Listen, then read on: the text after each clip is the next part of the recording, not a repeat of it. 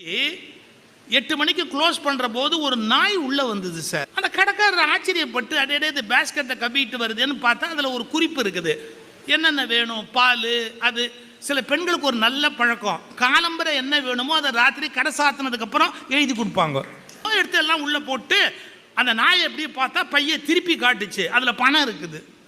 அந்த பணத்தை எடுத்துட்டு அவர் சில்லறையை போட்ட உடனே வாலாட்டுச்சு, அதாவது தேங்க்ஸ் பண்ணுதா. ஆச்சரியம், அடே எப்படிப்பட்ட நாய், டக்குன்னு கடையை முன்னாரு, இது யார் வீட்டு நாயின்னு பார்க்கணும்னு ஃபாலோ பண்ணி கூட வந்தா பஸ் ஸ்டாப்பில் வந்து நின்று நம்பர் பார்த்து ஏறுது. கண்டக்டர்னு தனியாக இருக்க மாட்டாங்க, இவர் நேராக டிரைவர்கிட்ட போய் அந்த சில்லறையை அந்த பையை காட்டுது.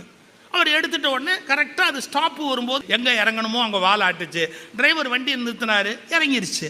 ரோடு சிக்னல் பார்த்து கிராஸ் பண்ணுது. நிறைய நாய் சிக்னலை மதிக்கிறதே இல்லை.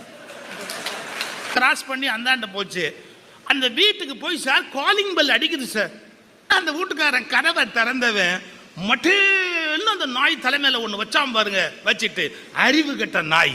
கடைக்காரன் கோபமா சொன்னான், எவ்வளவு பிரில்லியண்டா எல்லாம் பண்ணுது, அதை போய் அறிவு கெட்ட நாயேன்னு அடிக்கிறியே. அந்த வீட்டுக்காரன் சொன்னான் பாருங்க ஒரு வார்த்தை, எத்தனை தடவை இதுக்கு சொல்லியிருக்கேன் தெரியுமா, நீ போகும்போதே சாவியை எடுத்துட்டு போ, வந்து காலிங் பெல் அடிக்காத, திறந்துட்டு நீயா உள்ளவான்னு சொல்லி இருக்கிற. இந்த நாய்க்கு அது விளங்குச்சா அப்படின்னா. நீங்க வாழ்க்கையை புரிஞ்சுக்கணும். நீங்க உங்க வாழ்நாள் முழுக்க பார்த்து பார்த்து எல்லாருக்கும் ஒன்று பண்ணியிருந்தா கூட இந்த நாய் இதை ஏன் செய்யல அப்படின்னு கேட்கறதுக்கு 4 பேராவது உலகத்துல இருப்பான். இதை தயவு செய்து புரிஞ்சுக்கோங்க. யார் புகழ் உரைக்கு மயங்குவதில்லையோ அவர்கள் விமர்சனங்களுக்கும் பயப்படுவது இல்லை.